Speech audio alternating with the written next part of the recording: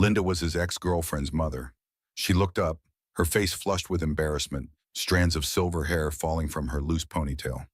She was wearing a practical raincoat, the edges still damp, and her eyes darted nervously to the half-packed cardboard boxes David kept meaning to unpack. Linda, he managed, his voice rough with confusion. What? How did you get in? Linda stood, nearly spilling her tea in the process. David, I am so sorry. I know this is odd. I should have called. I just... She fumbled in her purse and produced a small, familiar key. I still had this from before when Julia and you were together. I kept meaning to give it back.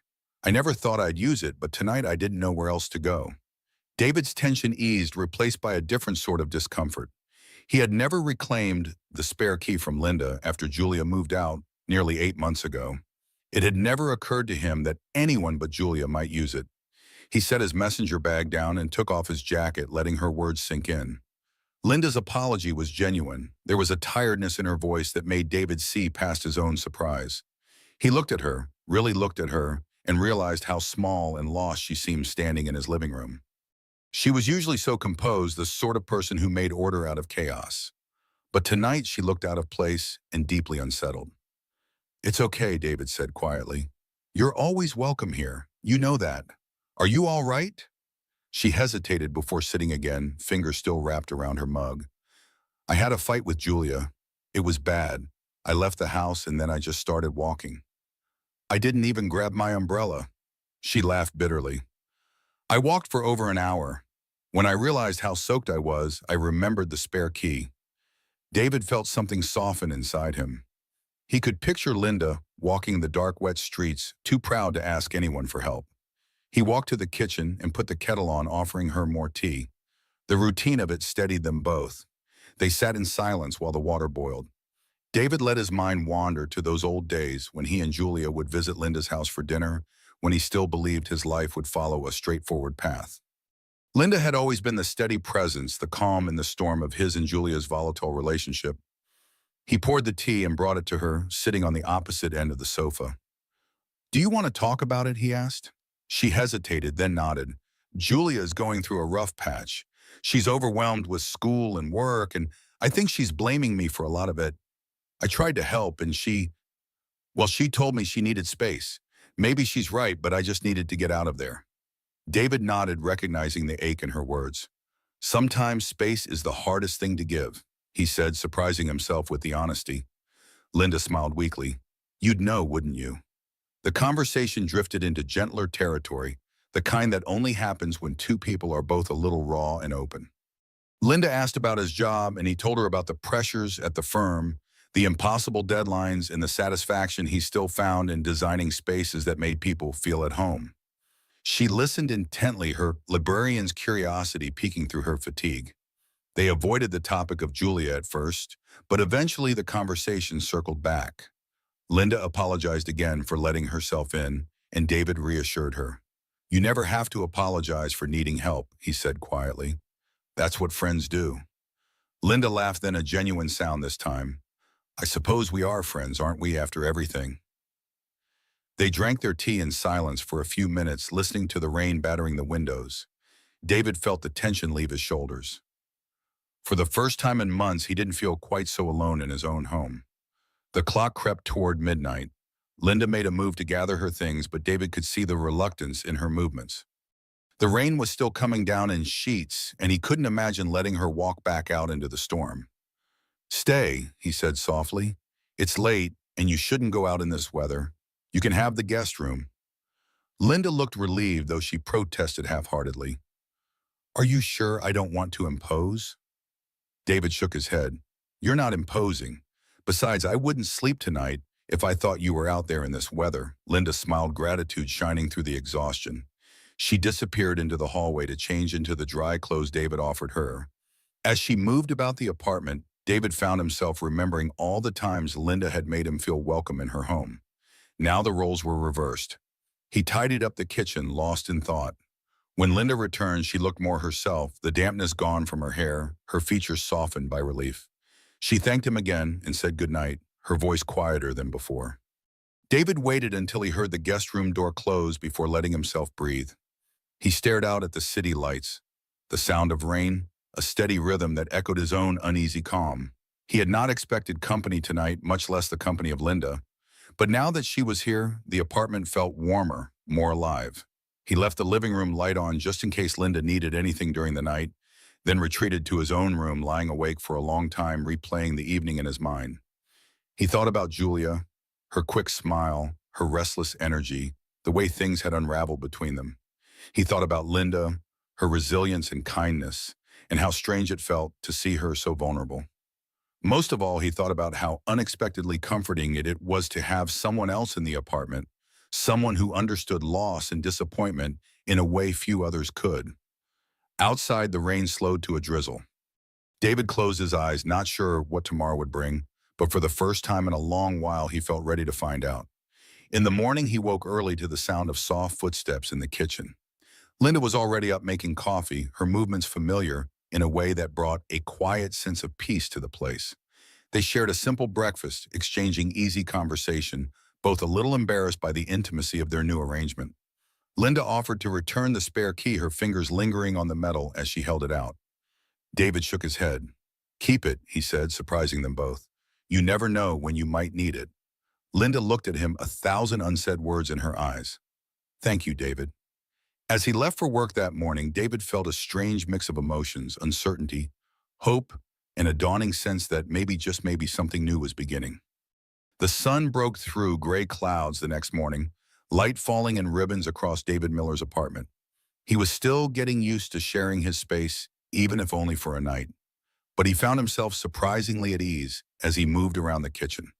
Linda Barnes sat at the breakfast bar, her hands wrapped around a steaming mug of coffee, looking much more herself than she had the night before. They kept the conversation easy at first, talking about the weather and their mutual dislike of city traffic. Linda's gratitude was quiet but sincere, her words carrying the kind of warmth that seemed to fill all the empty corners of the apartment. David wondered how he could have ever thought of this place as cold or lonely. After breakfast, Linda stood to gather her things. She hesitated, then offered a sheepish smile. "Thank you, David. I know it was strange showing up like that. I promise I won't make a habit of it." There was a hopeful note in her voice, as if she wished she could believe it herself. David shook his head and smiled. "You don't need to apologize. I'm glad you felt you could come here." He hesitated, then added, "If you ever need a place, again, just call." "Really?" She nodded, and for a second David saw the fatigue in her eyes, the kind of tiredness that comes from carrying too much for too long. As she reached for her bag, her phone vibrated on the countertop. Linda glanced at it, her expression darkening just a touch. She tucked the phone away, not explaining, and they both pretended not to notice. They walked together to the door. The hallway outside was quiet, just the distant hum of a vacuum cleaner on another floor. Linda paused before stepping out. "I'll see you around, David. Maybe next time I'll bring you some of my banana bread. Julia always said you liked it best. I'd like that." The door closed softly behind her. He found himself standing for a moment, listening to her footsteps fade away down the hall, then turned back to the morning's quiet routines. He took a long shower, cleared away the breakfast dishes, and tried to focus on work. But his mind kept returning to Linda's visit and the way it had somehow shifted the atmosphere in his apartment. Later that afternoon, as he sketched out elevations for a new community center project, his phone buzzed. It was a message from Julia. Her name lit up his screen, familiar, but now oddly distant. "Hey, David, Mom says she stopped by last night. Hope it wasn't weird. Things have just been rough at home." He paused before replying, fingers hovering over the keys. "Not weird. She's always welcome here. Hope you're okay, Julia." He stared at his message, thinking about how much had changed since the days when Julia's texts could light up his whole day. Now every word seemed carefully measured, the spaces between them filled with things left unsaid. That evening, he tried to lose himself in a movie, but the story on the screen felt flat compared to the one unfolding in his own life. He was halfway through when there was a knock at his door. He opened it to find Linda again, this time with a paper bag in her arms. She looked sheepish. "Banana bread," she said, holding out the bag. "I felt silly for just leaving this morning." David took the bag with a grateful smile. "Come in. You want coffee?" She nodded, and soon they were settled at the kitchen counter, the scent of fresh banana bread filling the apartment. They talked about books. Linda's world as a librarian was full of stories David had never heard. She told him about her favorite regulars, the challenges of running a quiet library in an increasingly digital world, and how she sometimes lost herself in old paperbacks after everyone else had gone home. You know, Julia used to sit with me in the reading room when she was little, Linda said, eyes soft with memory. She would read every book she could get her hands on. Sometimes I think those afternoons were the only times we really understood each other. David listened, sensing the ache behind her words. She always spoke so highly of you, he said gently. Even after we broke up, she said you were the best part of her childhood. Linda smiled, but there was a sadness in her eyes. We both lost so much. I lost my husband, Julia lost her father, and then you two. Well, sometimes I think I lost a little bit of her too when you broke up. The words hung between them, gentle but heavy. David nodded, understanding more than he wanted to admit. It's hard. I never wanted to hurt her or you. Linda reached out and touched his hand. It was a simple gesture, but David felt the comfort in it. Life is messy, she said. None of us get through without hurting or being hurt. The best we can do is keep moving forward and maybe help each other along the way. The rest of the evening passed in that spirit. They shared stories, funny ones, sad ones, the kind you tell only when you feel safe with someone. David found himself laughing in a way he hadn't in months, surprised by how easy it was to talk to Linda. He realized that he had always thought of her as Julia's mother, but tonight she was just Linda, a person, not an extension of his past relationship. When Linda got up to leave, she paused at the door again, her hand on the knob. Thank you, David, for listening. I haven't had someone to talk to like that in a long time. He smiled. Anytime. After she left, David cleaned up the kitchen, feeling a new lightness in his shoulders. The apartment was quiet but no longer felt empty. He wondered if Linda felt the same as she made her way home. Over the next week, their paths crossed more often. Sometimes Linda would drop by with a book she thought he might enjoy. Other times, David would find himself passing the library on his way home, ducking inside just to say hello. These visits became little islands of calm in otherwise chaotic days, and both found comfort in their growing friendship. One rainy Wednesday, David stopped by the library just before closing. Linda was shelving books, her hair pulled back, a pair of reading glasses perched on her nose. She looked up and smiled when she saw him. Closing soon, she teased. Unless you're planning on helping me shelve these last few books. He laughed, rolling up his sleeves. I might need a little training. As they worked together, Linda shared stories about her late husband, about the years she spent balancing work and family. David listened closely, surprised by how much he wanted to know her, not as Julia's mother, but as Linda, a woman with her own hopes and scars. Linda, for her part, found herself opening up to David in ways that she had not expected. She confessed her fears of growing old alone, her worries for Julia, her longing for something meaningful beyond routine. David told her about his work, the satisfaction of designing spaces that made people feel safe, his fear of making the same mistakes in relationships. They were interrupted when Julia called. Linda excused herself to answer, her voice softening as she reassured her daughter. David watched her, sensing the complicated ties that still bound them all together. After the call, Linda returned, a wistful look in her eyes. Julia says hi, she told David. He smiled. Tell her I say hi back. Linda nodded, but then the silence stretched. She sat down, a stack of books in hand, rubbing the back of her neck. David, do you ever think about starting over? She asked quietly.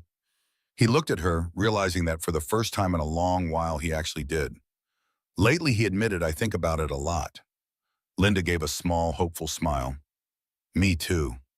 They finished shelving the last of the books, the quiet between them no longer awkward, but full of new possibility. David helped Linda close up the library, and they walked out together, the evening air crisp and cool. As they parted ways, David hesitated. Do you want to have dinner sometime, just as friends or whatever? Linda looked surprised, then genuinely pleased. I'd like that very much.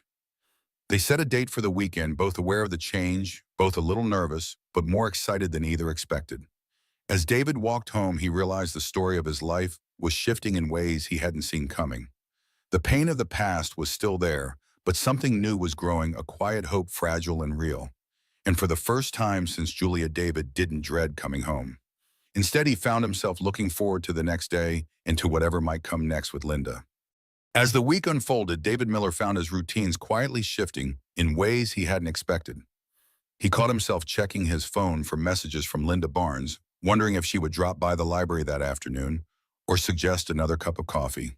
The rhythms of his solitary life were changing, filled now with the anticipation of connection, a feeling he hadn't truly experienced since before his breakup with Julia. Saturday evening arrived with a gentle rain that tapped at the apartment windows, washing the city in silver.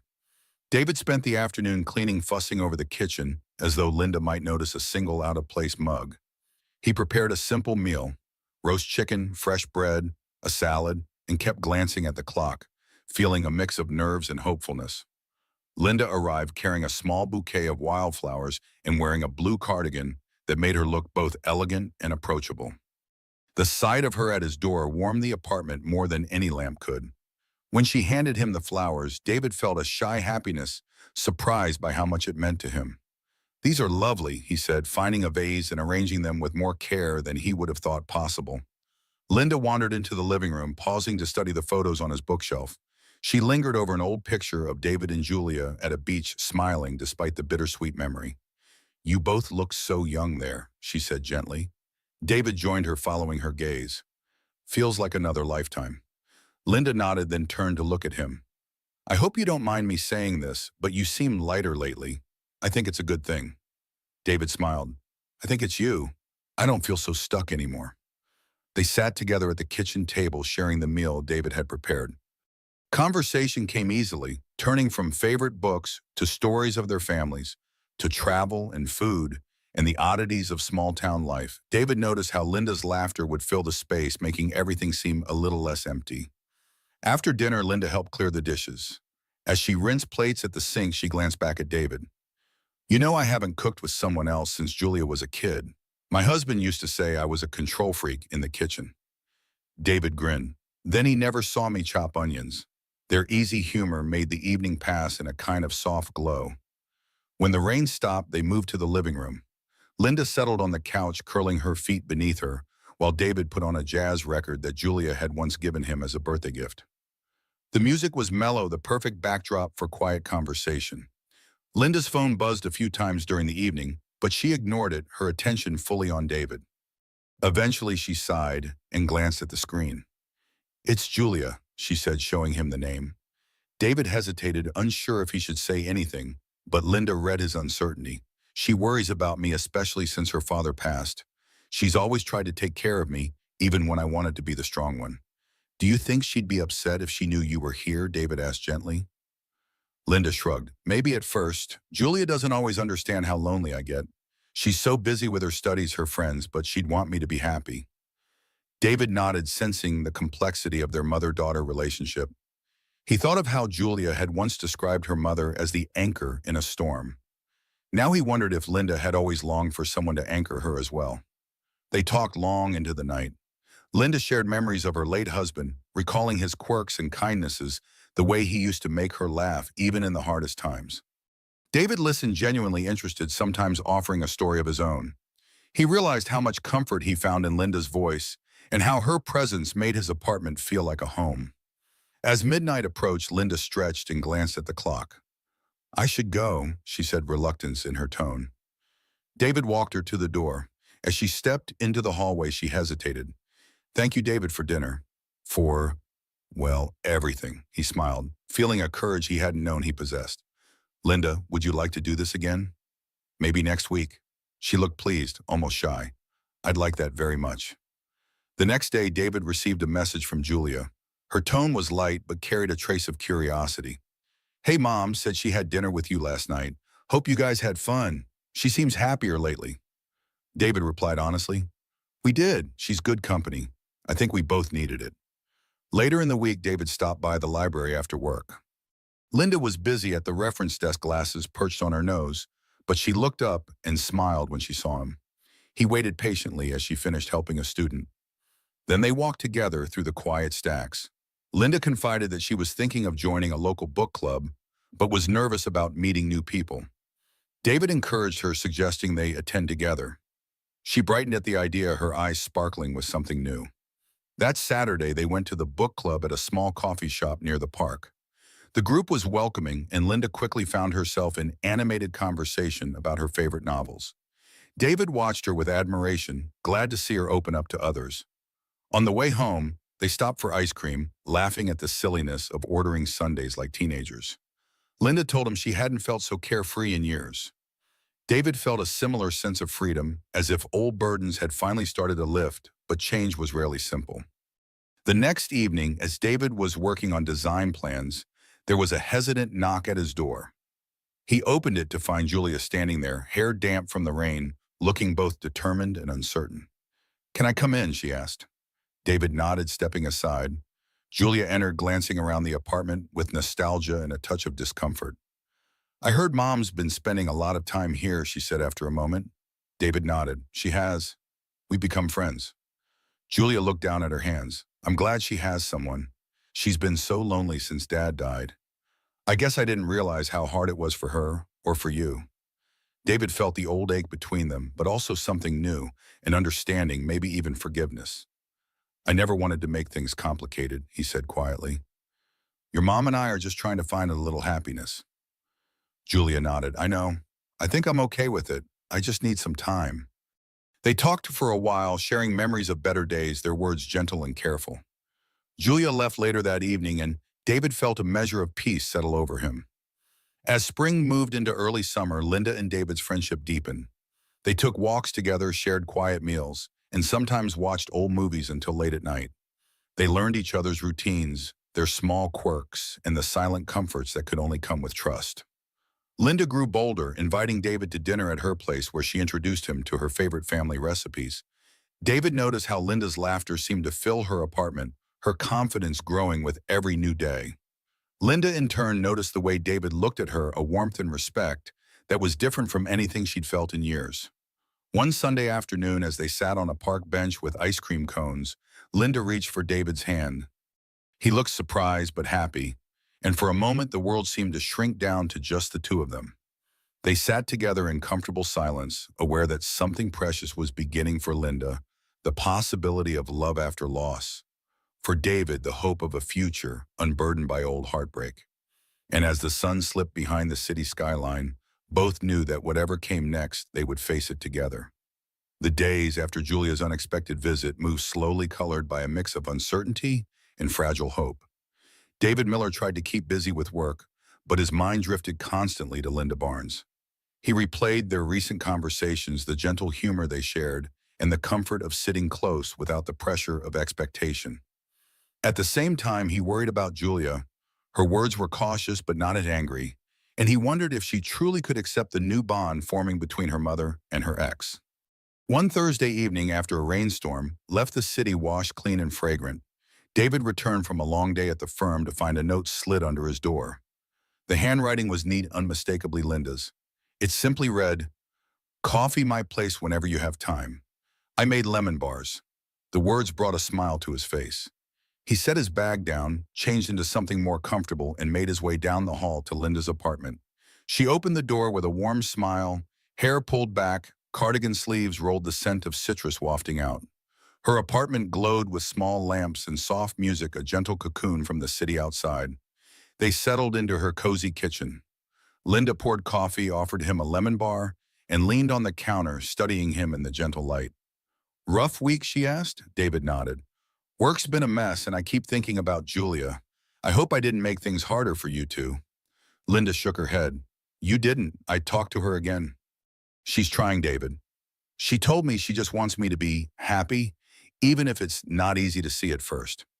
I think for her it's just strange, her mother and her ex finding comfort in each other." David smiled ruefully. "It's strange for me, too, sometimes." Linda sipped her coffee and looked at him with a gentle seriousness. "Do you regret any of it?" I mean, he thought about it honestly. "No, I regret not seeing you sooner, not talking more when we both needed someone." Linda reached for his hand across the counter. Her touch was warm and grounding, and they stood for a moment in companionable silence. Then, as if remembering something, she squeezed his hand and said, "Let's get out of here. I need some air. Want to walk with me?" They strolled out into the quiet evening, passing damp hedges and puddles reflecting streetlights. The neighborhood felt peaceful, almost suspended in time. Linda shared stories about the library funny moments with students, little victories that made her day brighter. David told her about a design he was working on for a park renovation, how he wanted to make the city a little softer around the edges. Their hands brushed together now and then, and eventually Linda laced her fingers through his as if it were the most natural thing in the world. David found himself relaxing into the moment, forgetting his old anxieties. When they reached the park, Linda paused under a willow tree, her breath fogging slightly in the cool air. I was scared at first, she admitted quietly. Scared of what people would think, scared of letting someone in again after losing so much. But you make it easy, David. You're kind. I haven't had that in a long time.